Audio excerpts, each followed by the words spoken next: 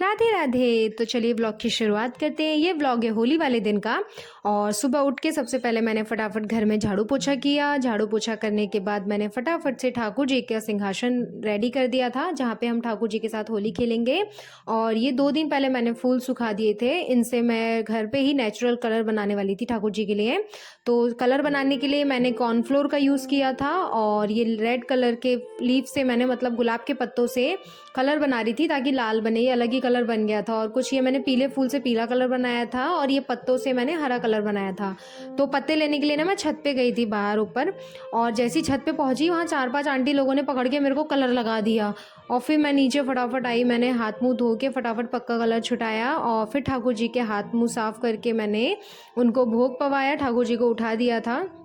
भोग लगाने के बाद मैंने जल्दी से जो भी कलर बनाए थे वो सारे कलर मैंने बर्तन में रखना शुरू कर दिया था। ये ठाकुर जी की छोटी सी कटोरी थी जिसमें मैंने उनके लिए कलर रखे थे। ये उनके लिए मैं छोटी सी ट्रे लाई थी, और इसमें मैंने उनके कलर रख दिए थे उठा के। और यहाँ पे जहाँ मैंने उनका सिंहासन रेडी किया था वहीं पे मैंने कलर और ये बाल्टी में पानी भर के रख दिया था ताकि हम उनके साथ होली खेल सके।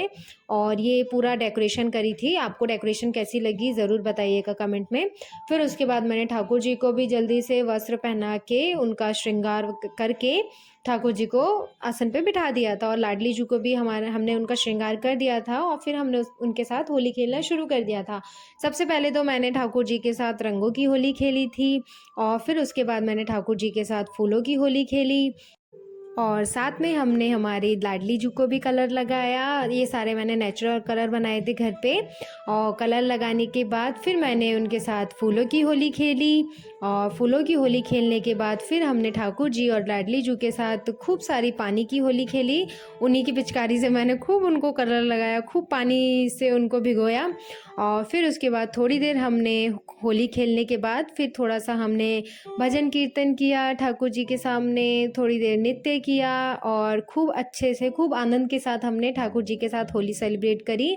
तो वैसे तो मैं होली बाहर खेलने गई नहीं थी, इस बार मैंने हमारे ठाकुर जी के साथ घर पे ही होली सेलिब्रेट करी थी। और होली खेलने के बाद फिर भोग लगाने का भी समय हो चुका था।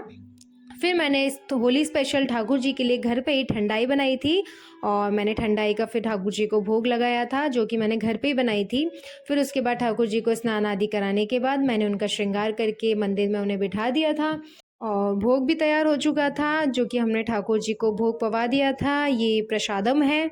और फिर उसके बाद जो ठाकुर जी ने जिन कपड़ों में होली खेली थी वो सारे कपड़े मैंने धो दिए थे। और फिर जैसे ही मैं नीचे आई छत से उतर के मैंने देखा मामी के बच्चे नीचे खड़े, उन्होंने पकड़ के मेरे को जो कलर लगाया है वो भी पक्के कलर, पता नहीं क्या लगा के लाए थे। मेरी मम्मी को भी उन्होंने नहीं छोड़ा, मम्मी तो घर से बाहर खड़ी हो गई थी। उन्होंने उनको भी इतने कलर लगा दिए थे पक्के वाले। और फिर ये देखो कैसा हाल कर दिया था मेरा, जो कि छुट भी नहीं रहा था कलर, मैंने 3-4 बार भी धोया। तो मिलते हैं नेक्स्ट वीडियो में। आपको ये ब्लॉग कैसा लगा ज़रूर बताना। राधे राधे।